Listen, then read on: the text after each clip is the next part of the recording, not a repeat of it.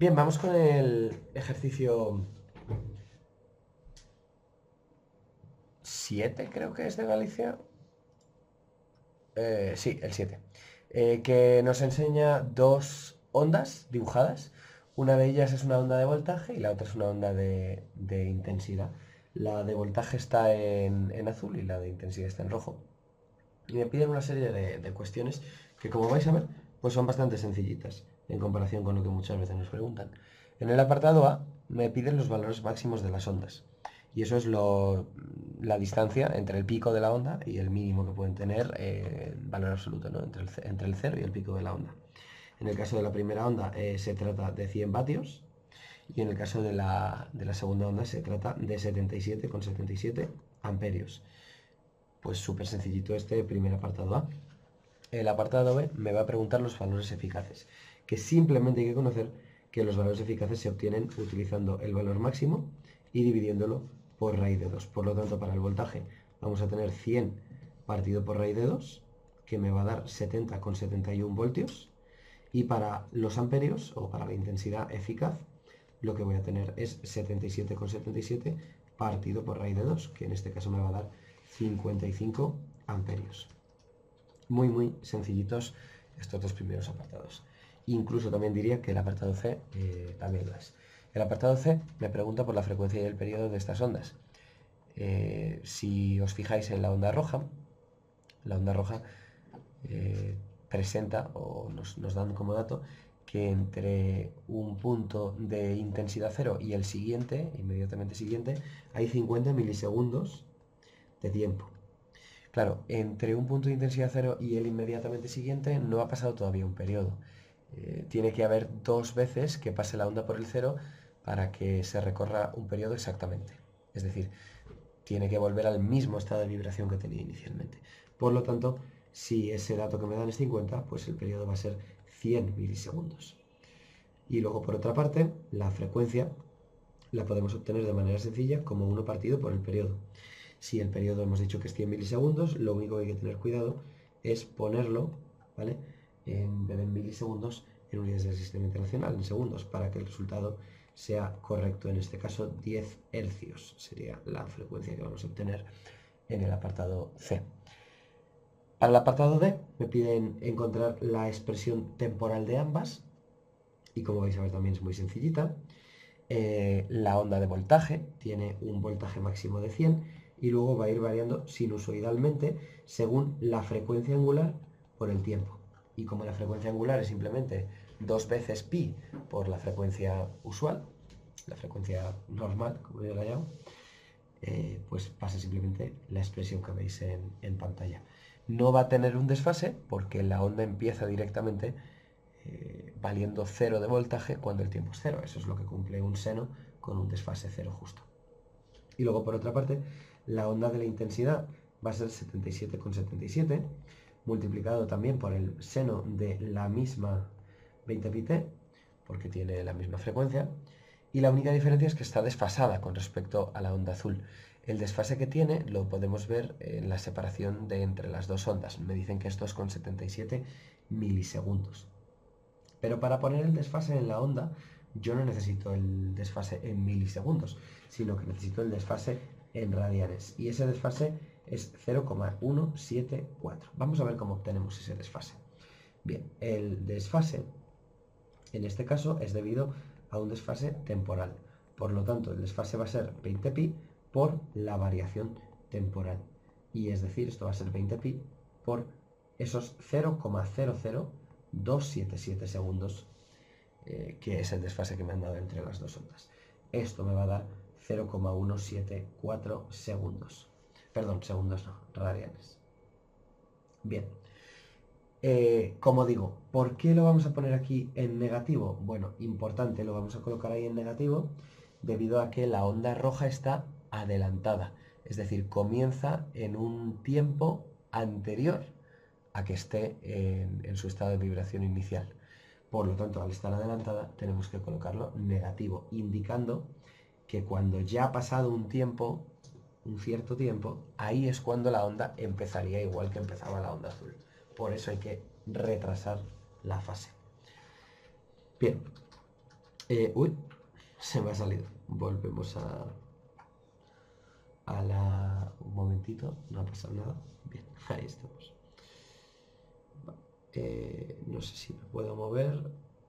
Sí, me puedo mover sin problema. Vale. Vamos a los siguientes apartados. Vamos con el apartado E. Que fea me ha quedado esta ahí. Vamos a hacerla mejor. Apartado E. En el cual me piden hallar la impedancia. Bien, la impedancia se calcula como el voltaje partido por la intensidad y normalmente se trabaja en forma fasorial, pero en este ejercicio tan sencillo no necesito obtener los fasores, porque como uno es 100 por el seno de 2πt menos en este caso primero, menos nada, o sea, 100 por el seno de 2πt. Y el otro sería 77,77, también por el seno de 2πt, bueno, de 20πt, perdón, menos ese desfase de 0,174. Bueno, pues aquí no necesito pasar a forma fasorial, porque simplemente el módulo de la impedancia va a ser la división entre 100 y 77,77, que es 1,29, y el desfase va a ser el mismo que hay entre estas dos ondas, porque al tener la misma frecuencia angular y todo, pues el desfase que existe entre estas dos ondas va a ser simplemente esos 0,174 radianes. Normalmente, en vez de en radianes, lo vamos a querer ver en grados, ¿vale? Y en grados, pues sería 9,97 grados. Para pasar a grados, recuerda que simplemente se multiplica por 180 y se divide por pi. Bien, pues esta es la impedancia que me piden en el apartado E. Y finalmente, último apartado, como ya veis, este ejercicio bastante sencillito. En el último apartado me dicen que esta impedancia está formada por la acción conjunta de una resistencia y de una bobina, ¿vale? Y que calcule las impedancias asociadas a cada una de estas dos. Entonces, por una parte, sabemos que esta impedancia está hecha por una resistencia y por una bobina. Bien, espero que todo el mundo sepa que la impedancia de una resistencia es realmente una resistencia real, es decir, no tiene parte imaginaria. Y por otra parte, la resistencia de una bobina es solamente una impedancia imaginaria, I omega L. Bien, pues teniendo esto en cuenta, nosotros podemos asociar la parte real de la impedancia que hemos calculado, es decir, 1,29 por el coseno de 9,97, podemos asociarlo a la resistencia. Y la parte imaginaria de la impedancia que hemos calculado, es decir, 1,29 por el seno de 9,97, podemos asociarlo a la impedancia de la bobina. Como esto es la parte imaginaria, lo que es el número imaginario se me va a cancelar y podré sacar sin ningún problema que la autoinducción de la bobina va a ser 1,29 por el seno de 9,97 dividido por la frecuencia angular de 20pi. Esto me va a dar 3,55 por 10 a la menos 3 H, Henrys. Y por otra parte, la resistencia es un cálculo, como veis, bastante sencillito, me va a dar 1,27 ohmios. Bien, finalmente, y para terminar este apartado F, lo que me piden es que me calcule la potencia disipada en cada una de estos dos elementos resistivos del circuito. Por una parte, la potencia disipada en la resistencia va a ser la potencia eficaz multiplicado por el factor de potencia. Es decir, va a ser el voltaje eficaz, la intensidad eficaz y el factor de potencia, que es el coseno del ángulo que se desfasan voltaje e intensidad. En este caso, coseno de 9,97. Si sustituimos aquí los valores de 70,71 y 55, vamos a obtener 3.830 vatios disipados en la resistencia. Por otra parte, la potencia disipada... he puesto una R en vez de una P. La potencia disipada en la bobina va a ser una potencia reactiva y se puede calcular como la potencia eficaz multiplicado por el seno de phi. En este caso me va a dar una magnitud bastante más pequeña y además, mucho más importante que esto, voltaje eficaz por intensidad eficaz, por el seno de 9,97. Como veis, me va a dar un valor bastante menor. A ver si puedo recordar cuánto daba. 673 bar. Y como iba diciendo, más importante que un valor menor, lo que me va a dar es un valor que no es realmente disipado en la bobina. Porque como sabréis, los únicos elementos que disipan energía en un circuito eléctrico son los elementos resistivos. Ni las bobinas ni los condensadores disipan energía, aunque sí contribuyen a la potencia total que tengo que suministrarle al aparato para que funcione. La clave es que esa potencia no se consume. Es una potencia reactiva, ¿vale? No es una potencia disipada.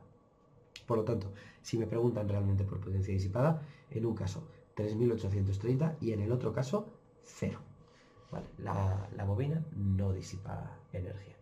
Y bien, con esto terminamos el ejercicio, que como veis es súper sencillito. Y nada, probaré también a hacer algunos vídeos así con el iPad, a ver qué tal van. Si veo que me convencen, pues me pasaré a este formato. Si no, pues me quedaré con la pizarra, que al final no defrauda. Nos vemos en el próximo vídeo. Hasta luego.